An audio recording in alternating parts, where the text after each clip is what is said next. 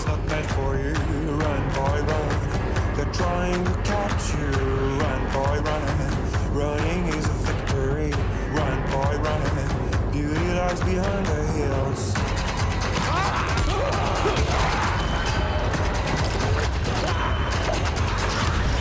Hello guys, I'm Chris Capel and welcome to the GameWatcher review of Dying Light from Techland and Warner Brothers. Techland's previous title, Dead Island, was a great idea in search of a great game.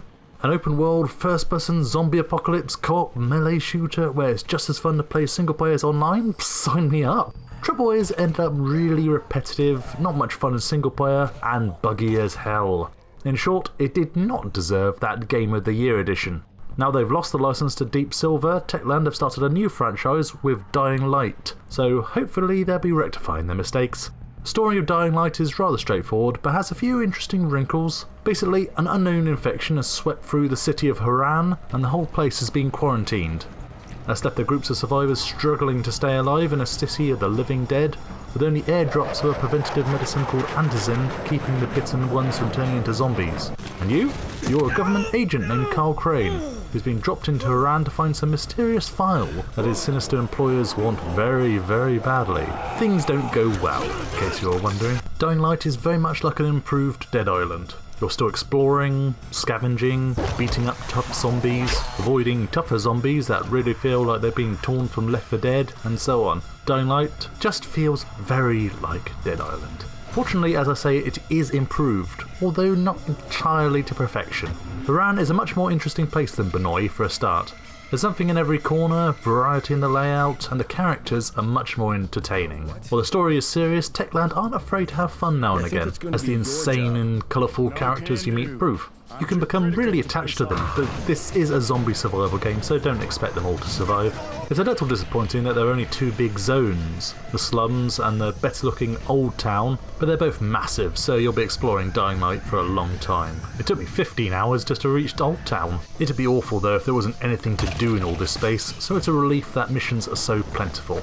There are the epic main missions of course, which is both where new gameplay elements get introduced and where you meet new zombie types for the first time. There are also loads of extra side quests which you pick up from people and billboards in safe areas around Haran, and while a fair number of these amount to little more than fetch quests, they're dressed up to stop them getting boring. Finally, as you wander around the city, random events pop up on your map, such as aiding survivors from zombie attacks. There's always plenty of things to tempt you away from the main mission path is what I'm saying.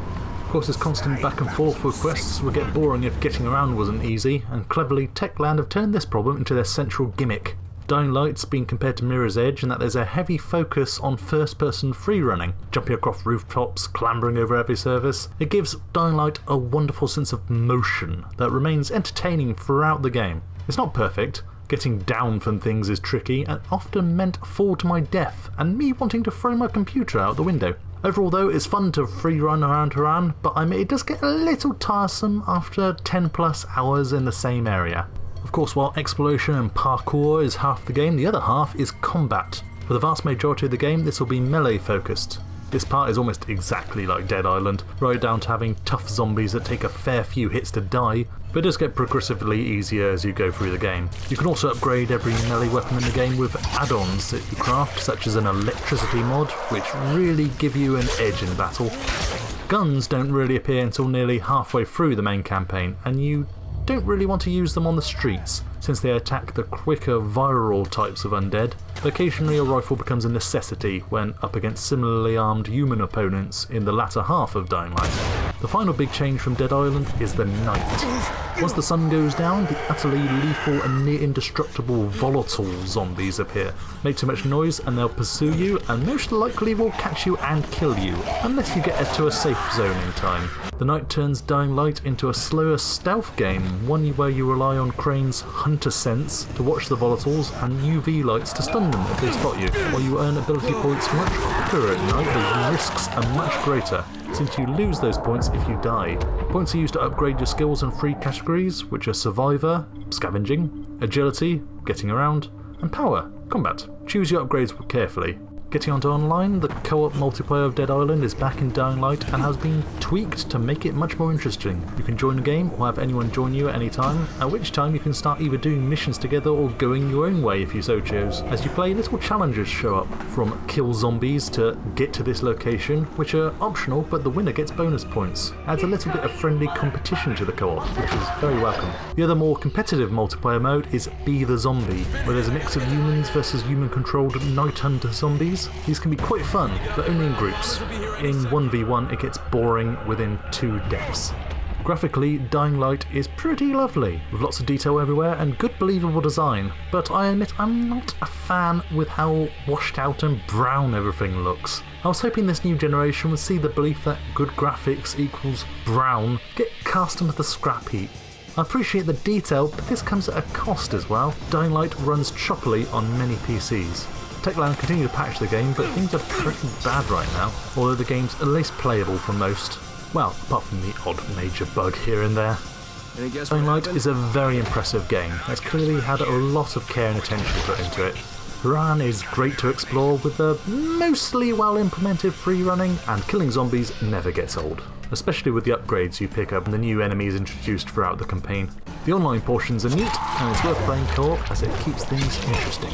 Basically, the only real thing holding the game back is the unnerving feeling that it's just Dead Island with some excellent new ideas. And if you're purely playing single player, you may well get tired of it before the credits roll. Graphically, the game is impressive, but things are pretty rushed out and brown, and on PC it's tricky to keep a good frame rate.